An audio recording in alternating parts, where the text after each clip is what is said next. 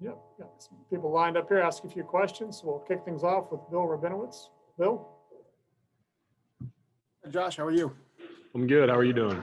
Good, good. You kind of talked about this a little bit after the game, the Clemson game, but an offensive line needs cohesion, needs time together, and you guys haven't had that the last several games. How have you been able to overcome that? First of all, and how important is the same kind of dominance you had against Clemson to be displayed against Alabama? Yeah. Well, for starters, it's really important. I truly believe in my heart that games are won at the line of scrimmage, won or lost at the line of scrimmage. And so it's always important. And it's always a focal point of what we do. So huge for sure. And then, yeah, just in terms of cohesion within an offensive line group, it is really important. And we're just kind of, you're right. We haven't been able to do it a whole lot this year. Just so many things getting shifted around, so many people in and out. I think we just got used to not having it, we're not used to the same five guys always being there, just doing what we have to get it done. I don't know. It's a good question.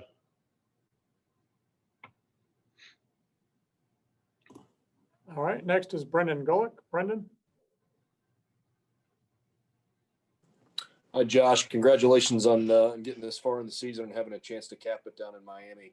I'm curious if you could tell us maybe what you've learned from both Coach Meyer and Coach Day about training to play in championship moments and being, at your mental best to perform in those moments. Yeah. Well, thank you very much. I really appreciate that. And yeah, I've learned a lot from both of them. And I think in terms of what has stuck out to me the most has just been the preparation throughout the week. Both of them have been huge on the preparation throughout the week. And, both of them really have always said that the games aren't won on, Saturday or in this case, Monday. The games are won on a hard Tuesday practice, a padded Wednesday practice.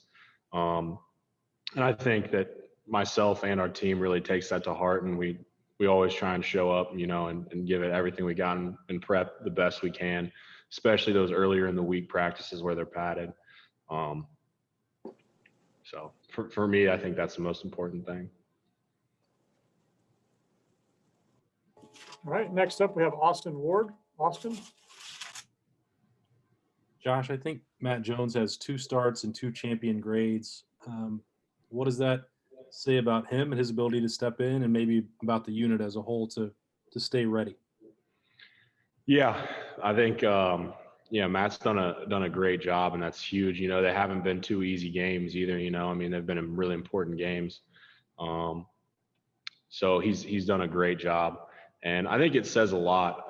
You've seen our team throughout this season miss people, people who would normally be starting, that, just aren't there certain weeks. And I think what you've seen throughout our team is people who typically wouldn't be starting in the situation, and understanding that they have to do what they have to do to help our team win the game. It's a very different mindset when you're going in to a game and you're a second team guy that you think you're probably not going to play, as compared to when you're going to start and you have no choice but to play, but to prepare, but to take the week just dead serious the whole time. I think that's been huge for Matt. He was in that situation, and he has no choice. You know what I mean? He's there. He has to perform, and he knows it. And that's what he's done. I think it speaks volumes to the character of our team. Next will be Nathan Baird. Nathan?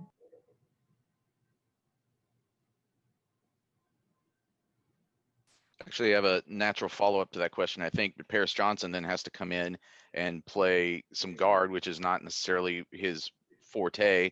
And I think ends up playing both guard spots in that game. I guess, how have you seen him develop over the course of the season to someone who can help you guys in a moment like that? And then also, what does that sort of versatility tell you about what he might be down the road, even when he is focusing on tackle? Yeah. Paris is a extremely talented football player and offensive lineman. He has the right skill set. He has what God has given him, and God has given him a lot. And he also has the mindset. I don't know if I should say this or not, because it's pretty early on in Paris's career. But in my personal opinion, if Paris isn't an Outland Trophy winner by the time he leaves here, then he screwed something up, because he should be by the time he leaves. In my opinion, he's that talented. So yeah, I mean, he's a ball player, man. He's good. I think he could step in pretty much anywhere on the offensive line and be just fine. Next will be Andrea Edelson. Andrea?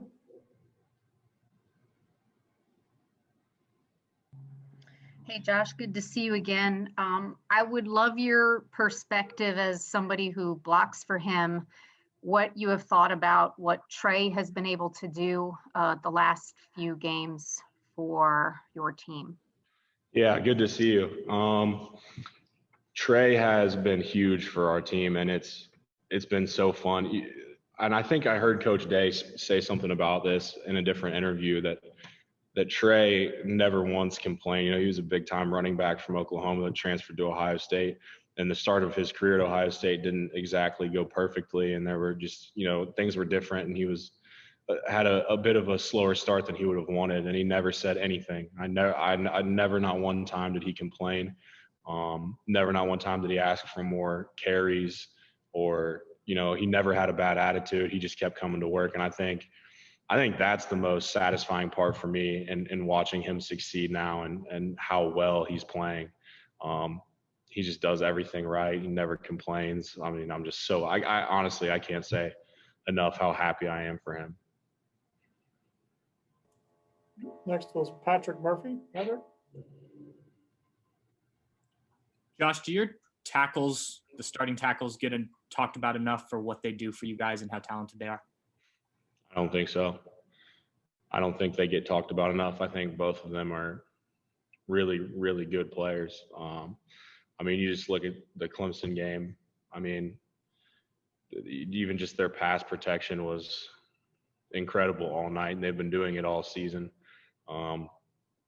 It's weird. It's a weird thing when tackles get slightly overlooked, among members of the offensive line, but somehow it's managed to happen this year. But those two guys are so valuable to our team and what we do every week.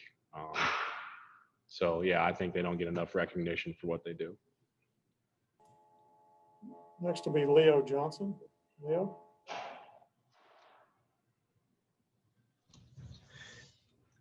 What have you seen in Alabama's, front seven that might pose as a threat for y'all going into this game? Yeah, they're really talented. I mean, they're really talented across the board. They have good, big, strong, athletic guys across the board, and they know their scheme really well. And you can just see it coming through film. They're extremely disciplined, and extremely good with their technique. You can tell. I mean, their technique is outstanding all the time. They're just the type of group that never makes a mistake in terms of what gap they're supposed to be in. If they run a blitz, no one messes up, which you see fairly often in college football, where a blitz gets communicated incorrectly, and some guy loops the wrong way, or someone hits the wrong gap. That I've been watching a bunch of film on him, and I don't think I've seen it one time. So that's the thing that jumps out the most to me. Next is Dan Hope. Dan? Hey, Josh, you were, among the players honored on Senior Day. I'm just wondering, have you made a final decision yet on whether this will be your last game as a Buckeye?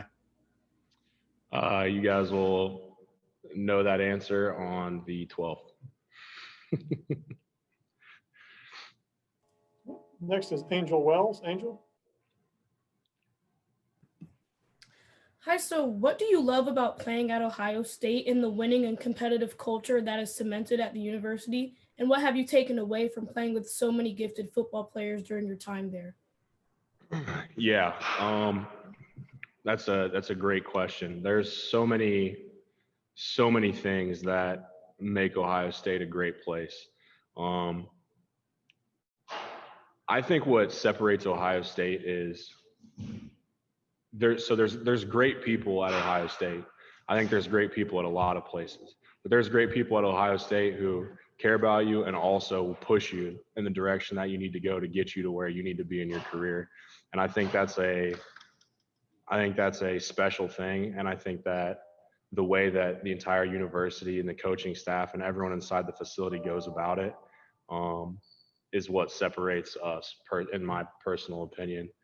And then on top of that, just like you said, the culture and the history behind Ohio State football, man, it's just so special. All of the things that we get to do, the skull session on a regular season, and then playing in the horseshoe, and there's just I could talk about it forever, to be honest with you. All right, next we have Tony Gerdeman. Tony? Josh, I wanted to ask about Mayan Williams. Has come on late this year. What's it been like watching him grow? What's it like to block for a guy like that?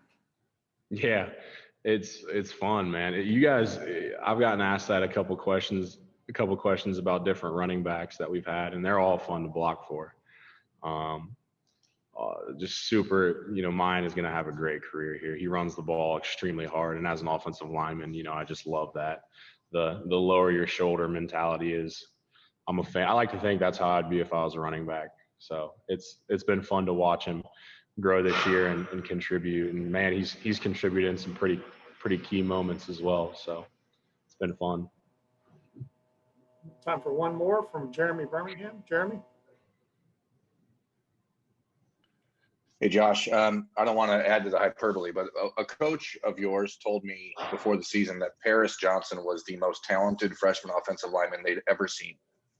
And now what you're saying about the Outland, what does it say about you guys as a group that A, he's not even playing, but B, what has your role been, yours, Wyatt, Thayer, Nick, the role just as far as guiding him in this weirdest season? Yeah.